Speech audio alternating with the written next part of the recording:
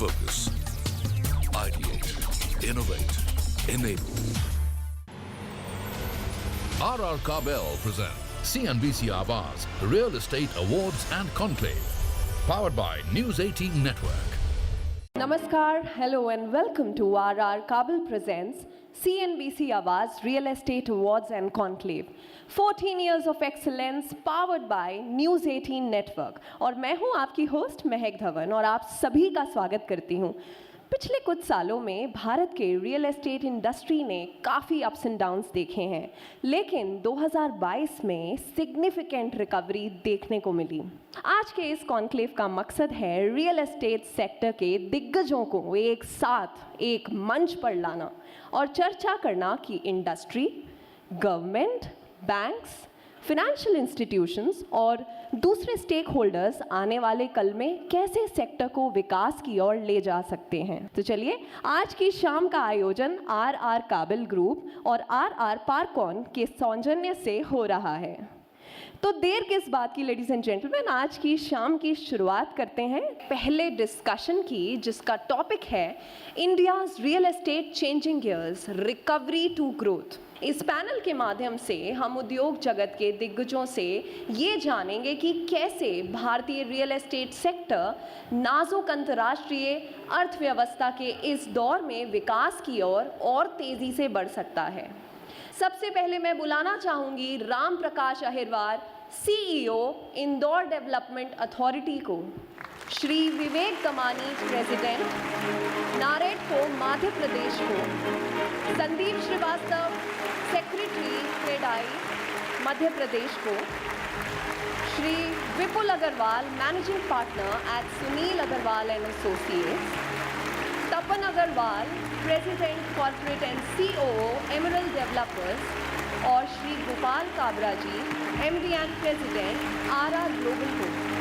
और ये panel moderate करने के लिए मैं मंच में आमंत्रित करना चाहूँगी CNBC आवाज़ के real estate editor Vipin Bhatt ji को। सबसे पहले अहिरवार साहब, मैं आप ही से शुरुआत करता हूं क्योंकि इस शहर में आप सबसे बड़े डेवलपर हैं मेरे हिसाब से। सरकार की तरफ से आप डेवलपमेंट करते हैं, तो क्या रियल एस्टेट इंडस्ट्री वहां पर पहुंची जहां हम सोचते हैं कि भारत जैसे देश की रियल एस्टेट इंडस्ट्री को होना चाहिए? आपका जो प्रश्न है बिल्कुल जायज़ है, और मैं भी जो इंदौर डेवलपमेंट अथॉरिटी के माध्यम से रियल एस्टेट को समझ रहा हूँ, तो उसमें ऐसा है कि इसमें बहुत ज़्यादा जो हमने अभी तक टच किया है रियल एस्टेट इंडस्ट्री ने, जो बिलो मीडियम है या मीडियम ग्रुप है, उस तक अभी भी हम नहीं पहुंच पा रहे हैं। और उसके लिए जैसे इंदौर डेवलपमेंट अथॉरिटी है या अन्य डेवलपमेंट अथॉरिटी हैं, हमारे म्यूनिसिपल कॉरपोरेशन से हम लोग उसमें काम करते हैं। हम एक समान दृष्टि से रेट को फिक्स करके और फिर हम लोग करते हैं, तो कहीं ना कहीं रेट का स्टेबलाइजेशन होना और प्लॉट की साइज़ और जो लोअर इनकम ग्रुप है उसको टारगेट रखना अभी हमारे लिए एक प्रायोरिटी होना चाहिए।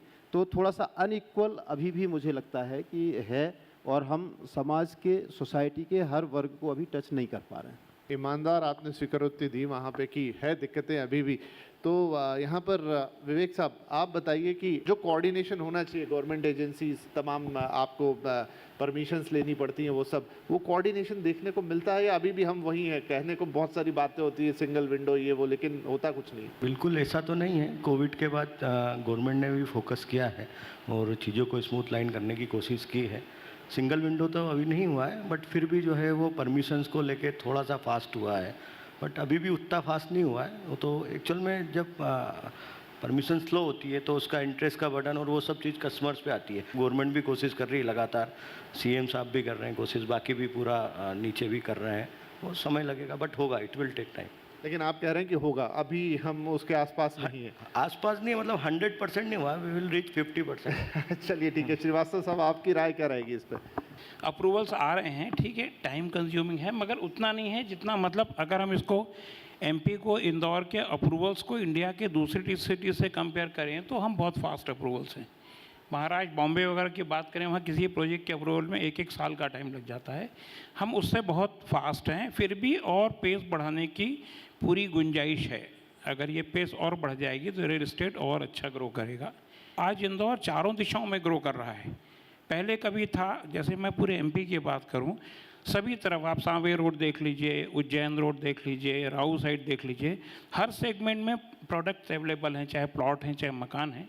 काबरा साहब, मैं अगर मध्य प्रदेश का पूछूं आपसे, इंदौर का पूछूं या ओवरऑल एमपी का पूछूं कि ये पुणे जैसा मार्केट बने, अहमदाबाद जैसा मार्केट बने, लेकिन अभी उस तरह की मैच्योरिटी और ग्रोथ यहाँ दिखती नहीं है, क्या लगता है आपको? इंदौर के पास एक अपॉर्चुनिटी है और पॉसिबिलिटी है कि इंदौर कैन बीट एनीवन, लेकिन उसको सबको मिलके साथ में करना पड़ेगा। सिर्फ पूना भी जो आज है, 20 साल पहले पूना क्या था आज क्या है, 20 साल पहले अहमदाबाद क्या था आज क्या है। क्योंकि इंदौर का जो एक सबसे बड़ी विशेषता है कि यहाँ एक तो भाषा के विषय कहीं तकलीफ नहीं है, यहाँ आप कहीं से भी आ जाओ, आपको हिंदी आनी चाहिए, आपको काम चल जाएगा, और भारत का एक सेंट्रल पार्ट में आता है। तो अपॉर्चुनिटी देखते हैं, आईटी शुरुआत हुई है लेकिन थोड़ी सी हुई है, इसको ज़रा स्पीड से अगर आता है, क्योंकि इंडस्ट्री की भी यहाँ पे जो फार्मा है, ऑटो है, काफ़ी आ सकती है। पूना में भी वही है, ऑटो है, इंजीनियरिंग है, अब आईटी आ गई है। हमने मिलकर इंदौर को कोशिश करना चाहिए कि हम जल्द से जल्द कैसे पूना को बीट करें। आपको बता दूं 35 साल पहले, चूँकि हमारा बड़ौदा में सेटअप है, तो 35 साल पहले बड़ौदा और पूना इक्वल था जीडीपी पे, टर्न 20,000 करोड़ का 20 होगा। आज देखिए बड़ौदा कहाँ रह गया, पूना कहाँ पहुँच गया।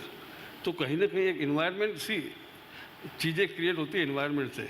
मेरे को इंदौर का एनवायरनमेंट है, थोड़ा इसको मार्केटिंग भी करना पड़ेगा, थोड़ा अच्छा भी करना पड़ेगा, आपको इंफ्रा में भी इन्वेस्टमेंट करना पड़ेगा।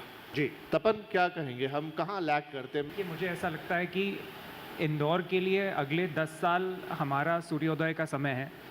कोविड तक चीज़ें थमी हुई थी, उसके बाद एकदम से उजागर हुई, पर यहाँ के लोगों का अभी भी एक मानसिकता है कि हमें अपनी ज़मीन मिल जाए और अपना छत मिल जाए। वो बेंगलोर के लोगों की भी मानसिकता है, लेकिन आप बेंगलोर में एट द सेम टाइम बहुत अच्छी अच्छी हाई राइज देखेंगे और उतने ही प्लॉट सेल भी होते हैं। आप जिन शहरों की बात कर रहे हैं वहाँ पर कहीं भी 4, 5, 6, 7 तक भी FAR मिल जाता है। वहाँ पर ट्रांसफरेबल डेवलपमेंट राइट्स का प्रावधान है, वहाँ पे ग्राउंड कवरेज के जो लॉज हैं वो मच ईजियर हैं। वहाँ कहीं ना कहीं अभी हमारा सिटी लैग कर रहा है। हमारी बेसिक FAR सिर्फ 1.5 है, 30 मीटर्स हाइट के ऊपर 2 FAR है। ग्राउंड कवरेज के इश्यूज़ हैं, पार्किंग के नॉर्म्स यहाँ बहुत स्ट्रिक्ट हैं। अगर वहाँ पे हमको थोड़ा सा ईज़ कर दें, क्योंकि हमारे शहर में ज़मीनों के दाम तो पूना और उनके लेवल पे हो गए हैं, पर ऊपर जो हम एफिशिएंसी निकाल सकते हैं वो काफ़ी कम है। तो अगर उसके ऊपर हम काम कर सकते हैं तो एक इमीडिएट बूस्ट मिलेगा, and then I am extremely confident कि अगले 10 सालों में इंदौर का शहर। तो विपुल, जो बातें आप गिना रहे हैं, क्या वही रीज़न है या फिर ग्रोथ के जो ड्राइवर्स हैं, जो पूना को मिला हुआ है, जो अहमदाबाद को मिला हुआ है, वो ड्राइवर्स की हमारे यहाँ कमी है? क्योंकि देखिए वो डिमांड, मुझे नहीं पता, आप बताएंगे कि डिमांड है, आप इन इश्यूज़ की वजह से नहीं बना पाते, या डिमांड उस लेवल की अभी नहीं है तो फिर क्यों ही बनाएंगे?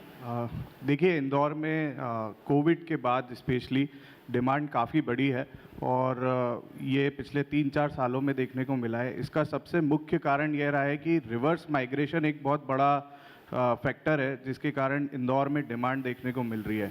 बाहर के शहरों के कई लोग अब इंदौर को एक अच्छे प्लेटफॉर्म की तरह देख रहे हैं और वो आना चाह रहे हैं इंदौर में, इंदौर जैसे शहर में, क्योंकि इंदौर और बाहर के शहरों में इंदौर बहुत अफोर्डेबल है, यहाँ पे बहुत क्वालिटी ऑफ लाइफ है, जो शायद बाहर ट्रैवल टाइम में ही आधा टाइम निकल जाता है, वहीं इंदौर कनेक्टिविटी में बहुत अच्छा है। तो इन चीज़ों के कारण इंदौर में डिमांड तो बन रही है और डिमांड बढ़ भी रही है, उस हिसाब से प्रोजेक्ट्स भी आ रहे हैं, सारी चीज़ें हो रही है। बट यस, जैसा तपन जी ने कहा कि अगर ये सब चीज़ें जो लैक कर रही है, जो थोड़ा सा और इम्प्रूव हो जाए, जो बाहर के शहरों में हैं, आई थिंक उससे मेरे को लगता है कि और बेहतर ग्रोथ होगी इंदौर की। कमर्शियल में, थोड़ा कमर्शियल और रिटेल की बात करना चाहूँगा, क्योंकि हम वहाँ से भी ग्रोथ का पैमाना देखते हैं, उसमें ये शहर कैसा कर रहा है? यहाँ पे लॉजिस्टिक में बहुत डिमांड आ रही है। जैसे जैसे ई कॉमर्स बढ़ते जा रहा है तो उनको टाइमली डिलीवरी करने का एक मतलब उनको टाइमली डिलीवर करना रहती है चीज़ों को, तो उसके कारण वो हर छोटी छोटी जगह में लॉजिस्टिक वेयर हाउसिंग का प्लान कर रहे हैं, जिसके कारण कमर्शियल रियल एस्टेट में एक वेयर हाउसिंग सेगमेंट काफ़ी उभर के आया है। साथ में जैसे जैसे डेटा 5G अभी लॉन्च हुआ है तो डेटा सेंटर्स की काफ़ी रिक्वायरमेंट बढ़ रही है ऑल ओवर इंडिया। सो उसके कारण ऑफिस स्पेसेस में भी काफ़ी डिमांड है और जैसे लोग अब वापस ऑफिस की तरफ रुख कर रहे हैं, कोविड के कारण वर्क फ्रॉम होम वो सब चीज़ें चल रही थी, लेकिन अब वापस एक ट्रेंड चालू हुआ है कि नहीं, we will go back to office, तो उसके कारण ऑफिस स्पेस में भी काफ़ी डिमांड्स देखने को मिली है। तो ऑफिस स्पेस भी है, लॉजिस्टिक वेयर हाउसिंग भी है। साथ ही साथ जब कोविड के बाद बड़े ब्रांड्स ने अपना एक्सपेंशन प्लान करा, डाइवर्सिफिकेशन प्लान करा, तो उन्होंने टियर 2 और टियर 3 शहरों को चुना और इसी के कारण रिटेल सेगमेंट में भी कमर्शियल रियल एस्टेट में काफ़ी ग्रोथ देखने को मिली है इंदौर और इंदौर के आसपास के शहरों में। तो आई थिंक इंदौर का कमर्शियल सेक्टर काफ़ी अच्छा ग्रो कर रहा है और आने वाले दिनों में बहुत ग्रोथ देखने को मिलेगी। नंबर्स हैं किसी के पास कि कितना सेल्स रहा है इस साल? 22% के आसपास, 22% के आसपास ग्रोथ हुई है। स्टार्टअप वालों से बात की थी तो वो 20 से 22% का ग्रोथ बता रहे हैं। चलिए, अच्छी बात है। आप सभी पैनलिस्ट को बहुत बहुत शुक्रिया। आप सभी पैनलिस्ट और विपिन जी, आप सभी का बहुत बहुत धन्यवाद कि आप सभी इतनी रोचक बातें हमारे सामने रखें। RR Kabel present CNBC Awaaz Real Estate Awards and Conclave, powered by News 18 Network.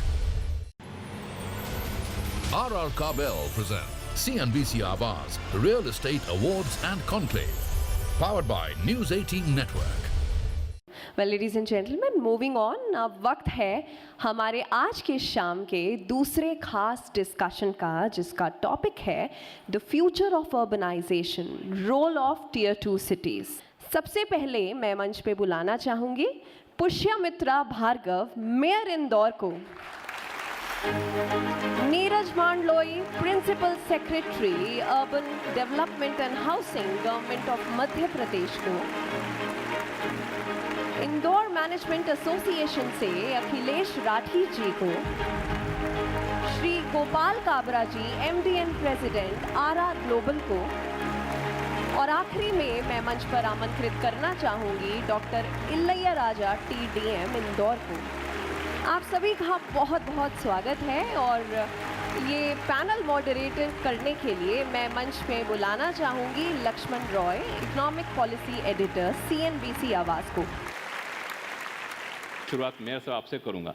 आपको लगता है कि वाकई टियर 2 सिटीज़ में इतना ज़्यादा पोटेंशियल है कि वो अब देश की अर्थव्यवस्था और देश के भविष्य के आगे के ग्रोथ के इंजन बनने वाले हैं? निश्चित तौर पे देश के ऐसे तमाम शहर जो अब अपने आप को टेक ऑफ मोड में रखते हैं, वो ही देश की अगली संभावना है। इसके 2-3 प्रमुख कारण हैं। एक, लो कॉस्ट लिविंग है, आपको स्किल्ड और चीप लेबर यहाँ पे मिलेगा, और देश का ऐसा यूथ मिलेगा, ऐसा पोटेंशियल मिलेगा जिसके मन में स्वयं के लिए और परिवार के लिए कुछ करने की लालसा है। तो जहाँ करने वाले लोग मिलेंगे, उन्हीं शहरों से देश की संभावना है। मैं इंदौर का उदाहरण देकर हर बार ये बात कहता हूँ और बाकी सब लोगों से भी ये बात कहता हूँ कि मेरे पिताजी और दादाजी हमेशा एक कहावत सुना के मुझे प्रोत्साहित किया करते थे, एक साधे सब सधे, सब साधे सब जाए। तो इंदौर ने केवल देश को नहीं, पूरी दुनिया को ये उदाहरण देकर बताया कि अगर हमने एक स्वच्छता को अपनी USP बनाया, अभी देश भर में ये माहौल है कि सड़कें बनाओ, होटलें खोलो, नए स्कूल कॉलेजेस खोलो, फिर इन्वेस्टमेंट में आएगा, फिर डेवलपमेंट होगा। लेकिन इंदौर अब देश के सामने एक ऐसा उदाहरण है कि यदि हमने अपनी एक USP को अपना ब्रांड बनाया तो दुनिया भर का इन्वेस्टमेंट, दुनिया भर का इंफ्रास्ट्रक्चर, दुनिया भर की प्लानिंग के कोर्सेस अपने आप इंदौर की तरफ आएंगे। तो वैसे ही ये जो देश के ऐसे शहर हैं जिनका पोटेंशियल केवल हिंदुस्तान में नहीं, यूरोपियन कंट्रीज़ में, अमेरिका में उनको चलाने का काम कर रहा है, उस पोटेंशियल को हमको कैटर करना है, हर अपने शहर की एक USP बना के। ये जो पोटेंशियल कैटर करने की बात आप कह रहे हैं वो बिल्कुल सही है और ये USP हर शहर का होना चाहिए, ये भी बात मुझे लगता है बहुत सही है। नीरज जी, आपसे पूछना चाहूँगा कि कई शहरों की अपनी USP है, हेरिटेज है, वहाँ की संस्कृति है, तो ये कितना संभव है कि हर शहर के अपने USP या फिर बनाया जाए या फिर विरासत मिली हो, उसको हम लोग एनकैश करें? एक बहुत स्टैंडर्ड लाइन हम अर्बन डेवलपमेंट में कहते हैं कि 70% of urban India of 2040 is yet to be built. आज हम जो देख रहे हैं वो केवल 30% है अगले 25 सालों का। यानी आप सोचिए कहाँ जाएगा शहर, और इसमें गुंजाइश इन शहरों में ज़्यादा है। ये घूम के बात आती है कि आज बेंगलोर में ऑलरेडी एयरपोर्ट से कहीं जाने के लिए लोग बोलते हैं मैं दिल्ली से बेंगलोर गया और फिर बेंगलोर से बेंगलोर गया। तो ऐसी स्थिति इंदौर में नहीं है, ऐसी स्थिति टियर 2 सिटीज़ में कहीं नहीं है अधिकांश जगह। और 25 लाख की आबादी के कम में मेट्रो मिलना, ये बॉम्बे, दिल्ली, कलकत्ता, मद्रास को जो चेन्नई को मिली हैं, ये कब मिला? उनको जब 1 करोड़ की आबादी क्रॉस करी। और इंदौर जैसे शहर हैं वो लकी हैं कि उनको 25 लाख की आबादी पे मेट्रो की सौगात मिली। हालांकि मैं इंदौर पे नहीं जाऊंगा, तो Tier 2 सिटीज़ में आज 17 जगह पे मेट्रो लग रही है। लेकिन ये सस्टेन करना थोड़ा सा मुश्किल होता है। लखनऊ का उदाहरण लें, मेट्रो बना वहाँ पे, लेकिन वहाँ पे जो उसका प्रॉफिट मारने का है, जो टारगेट है, तो उससे काफ़ी दूर चल रहे हैं। वैसे आपके पूरी दुनिया में कहीं भी पब्लिक ट्रांसपोर्ट प्रॉफिटेबल नहीं है। पब्लिक ट्रांसपोर्ट करना सरकार की जिम्मेदारी है और वो एक आम आदमी को मदद देती है। आम आदमी को सब्सिडाइज करना ही पड़ता है। एक हांगकांग एक उदाहरण है, हांगकांग मेट्रो जो अपने आप में कमा के चलाती है। बाकी पूरी दुनिया में, यूरोप हो चाहे अमेरिका हो चाहे भारत के अन्य क्षेत्र हों, तो पब्लिक ट्रांसपोर्ट बस हो चाहे मेट्रो हो, गवर्नमेंट को सब्सिडाइज करना ही चाहिए। क्योंकि आपने कुछ विदेश के शहरों का एग्जाम्पल दिया, तो इलिया राजा साहब आपसे पूछूंगा, आप काफ़ी यंग ऑफिसर हैं, अगर दूसरे देशों की तुलना करें भारत के Tier 2 सिटीज़ से, तो आपको क्या लगता है कि वहाँ पे क्या अलग था जो हमारे यहाँ मिसिंग है? प्रॉब्ली हम लोग यूरोपियन कंट्रीज़ और वेस्टर्न कंट्रीज़ का, अमेरिकन मॉडल का जनरली अर्बनाइजेशन का हम लोग है ना फॉलो करते हैं, ग्रिड मॉडल है ना फॉलो करते हैं। बट आज चाइना है, फॉर एग्जांपल चाइना का हम देखें तो चाइना का इवन क्वांगझा प्रोविंस है, वहाँ की ना सिटी है, इवन Tier 2 सिटी है। द वे उन्होंने मतलब है ना पूरा चीज़ों को हार्वेस्ट किया और उन्होंने एक फ्यूचर सिटी बनाया, पूरा सस्टेनेबल सिटी बना दिया पूरा। जैसे अभी Tier 2 सिटी को हम लोग Tier 1 सिटी जैसे हम बनाना चाहेंगे। हमको लॉन्ग टर्म पे सस्टेनेबल वे में, जैसे इंदौर के ना बात आई तो हमको नेक्स्ट 30 ईयर्स 40 ईयर्स तक है ना हमको है ना इसकी इकोनॉमिक बेनिफिट को है ना हमको हार्वेस्ट करना है। दुनिया में ऐसे बहुत सारे सिटीज़ हैं हमारे लिए ना आदर्श हैं। हम जैसे Tier 1 सिटी से हम लोग है ना कुछ चीज़ें हम लोग सीखेंगे, उनकी लिमिटेशन से हम लोग सीखेंगे, उसकी है ना कमियां हैं उसको दूर करेंगे। उसके साथ साथ वर्ल्ड की अदर मॉडल सिटीज़ हैं उससे भी हमको है ना या लर्निंग करने की जरूरत है। हालांकि अब एक नया ट्रेंड चल पड़ा है कि हम लोग वेस्टर्न कंट्रीज से नहीं सीखते हैं, वेस्टर्न कंट्रीज हमसे सीखना शुरू कर दिया है। काबरा साहब आपसे कि जब भी बात आती है कि शहर को सुधारा जाए, इंफ्रास्ट्रक्चर को बेहतर किया जाए, तो हम लोग सरकार की तरफ मुंह देखते हैं कि सरकार कुछ कर रही है कि नहीं कर रही है। क्या ऐसा संभव नहीं है कि public partnership, private partnership model पे कुछ करें, या फिर प्राइवेट इन्वेस्टमेंट आए, वो कहे कि हम इसको आगे चला के दिखाते हैं आपको? एक छोटा सा शहर है जमशेदपुर, जो इसका एक क्लासिक एग्जांपल रहा है वर्षों पहले। जमशेदपुर का मुकाबला करना बहुत अलग बात है, क्योंकि जमशेदपुर अपने आप में केस स्टडी है और ये शायद मेरे ख्याल से 80-100 साल पहले हुआ था। इसके बाद भी अगर महाराष्ट्र में देखें तो जलगांव एक अच्छी म्यूनसिपालिटी बनी, जहाँ का ड्रेनेज सिस्टम 25 साल पहले पूरा सबसे मॉडर्न अगर कोई इंडिया में है तो जलगांव है, राइट। इंदौर यानी Tier 2 सिटी के पास अपॉर्चुनिटी है। मैं बॉम्बे में रहता हूँ, मैं आपको इतना बोल सकता हूँ कि बॉम्बे का भविष्य बिल्कुल भी ब्राइट नहीं है होने से। इतना एक्सपेंसिव और अनएफोर्डेबल है, बड़े से बड़े आदमी के लिए भी और मिडिल क्लास के लिए भी। यही तो Tier 2 सिटीज़ के लिए अपॉर्चुनिटी है। तो वही तो बोलता ना, ये अपॉर्चुनिटी है।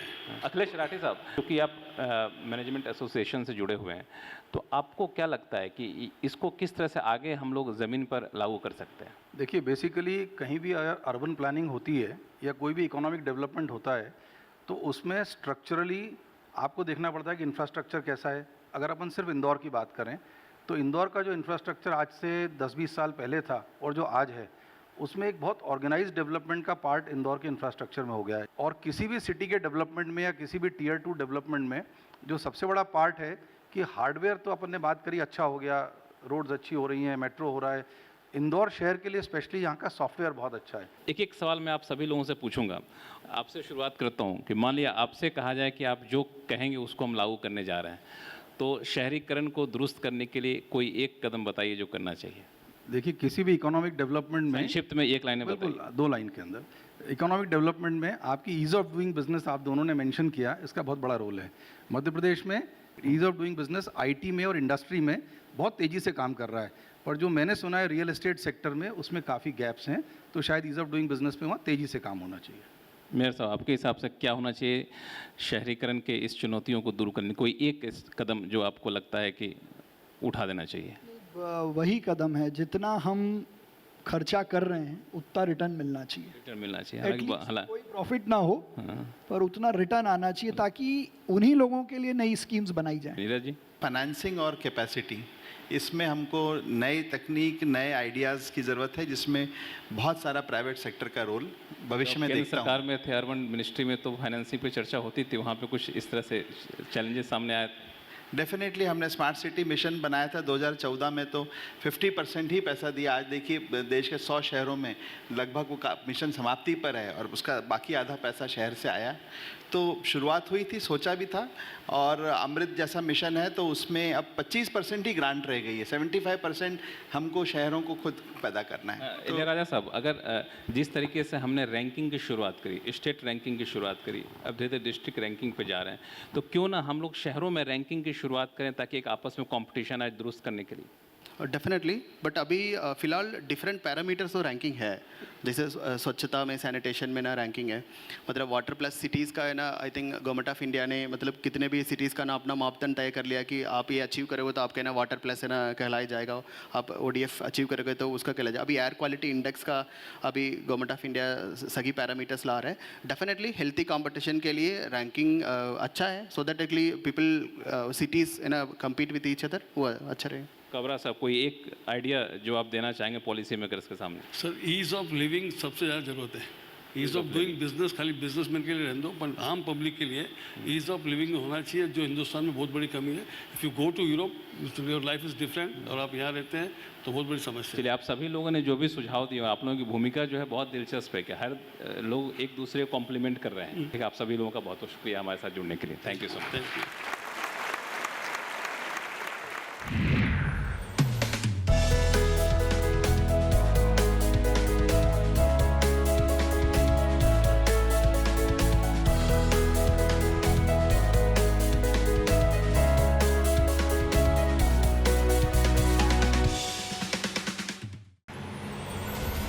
RR Kabel present CNBC Awaaz Real Estate Awards and Conclave, powered by News 18 Network.